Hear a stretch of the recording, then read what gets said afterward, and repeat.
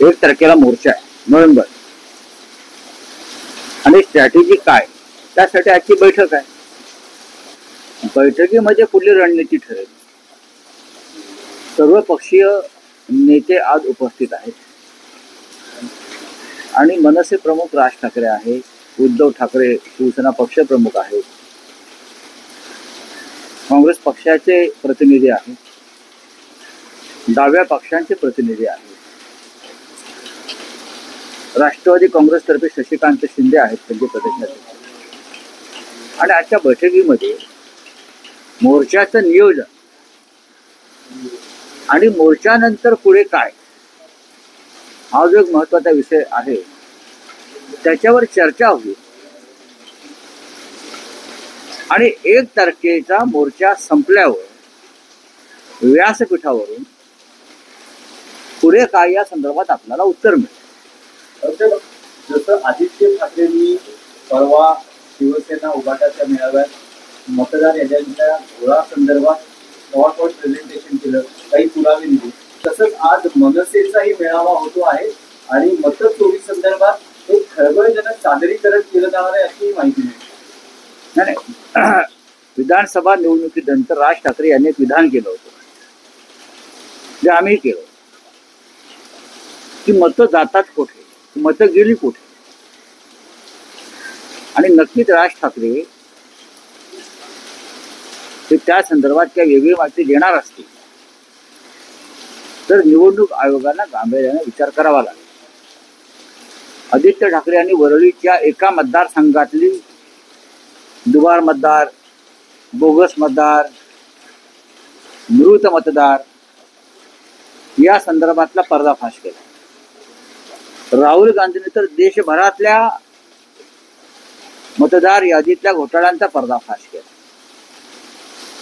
आता राज ठाकरे त्यांच्या पद्धतीनं जर काही वेगळी माहिती समोर आणत असतील तर त्याकडे गांभीर्यानं पाहावं लागेल. ठीक आहे, बच्चू कडू हे लढवळे नेते आहेत. मनोज जरांगे पाटील हे मुंबईतून आपल्या मागण्या मान्य करून परत गेले. बच्चू कडूंना यश मिळालं 7-12 कोरा करण्यासंदर्भात तर आम्ही नक्कीच स्वागत करू.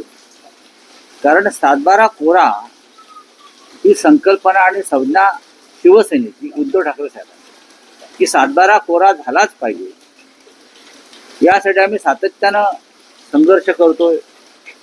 उद्धव ठाकरे मुख्यमंत्री असताना त्यांनी त्यासाठी कर्जमाफीही केली आणि आताही त्या पद्धतीनं कर्जमाफी व्हावी ही आमच्या सगळ्यांची भूमिका आहे.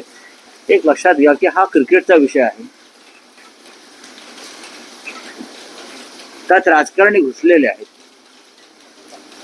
एकेकाळी मुंबईतले उत्तम क्रिकेटपटू आणि क्रिकेट क्षेत्रातले प्रशासक हे MCAच्या बोर्डावर आले होते. गेल्या काही काळामध्ये MCA किंवा क्रिकेटचा जो काय बिझनेस किंवा व्यापार झालेला त्याच्यामुळे प्रत्येकाला असं वाटतं की क्रिकेटच्या या खेळामध्ये म्हणजे पडद्यामागच्या मैदानाबाहेरच्या खेळामध्ये आपण सहभागी व्हावं. एक मात्र नक्की, भारतीय क्रिकेटला आर्थिकदृष्ट्या सक्षम करण्याचं काम शरद पवारांनी केलं. त्यानंतर अनेकांचे डोळे त्या MCAकडे वळले. मग IPL असेल, इतर काही गोष्टी असतील. भारतीय जनता पक्षाचा आणि MCAचा कधी फार संबंध आला नव्हता. तो गेल्या 3-4 वर्षापासून यायला लागला.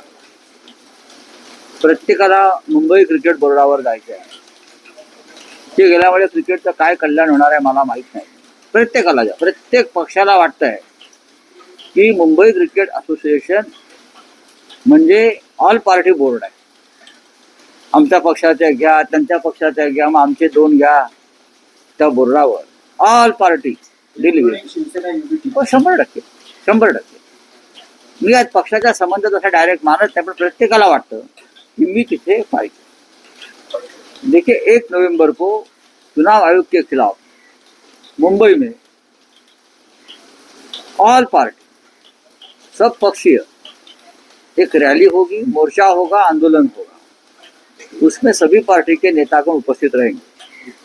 शरद पवार साहब रहेंगे, उद्धव ठाकरे जी रहेंगे, राज ठाकरे जी रहेंगे, एनसीपी के शशिकांत शिंदे जी रहेंगे, लेफ्ट पार्टी के सभी नेतागण रहेंगे और हम दिल्ली को दिखाएंगे कि आपने जो घोटाला किया है वो महाराष्ट्र में हम होने नहीं देंगे। आज एक ऑल पार्टी मीटिंग है वाईबी चव्हाण सेंटर में, उसमें आगे की रणनीति जो है उसके ऊपर हम चर्चा करेंगे। आपल्या परिसरातील बातम्या आमच्यापर्यंत पोहोचवण्यासाठी स्क्रीनवर दिलेल्या क्रमांकावर संपर्क साधू शकता। दूरध्वनी क्रमांक 8652414343।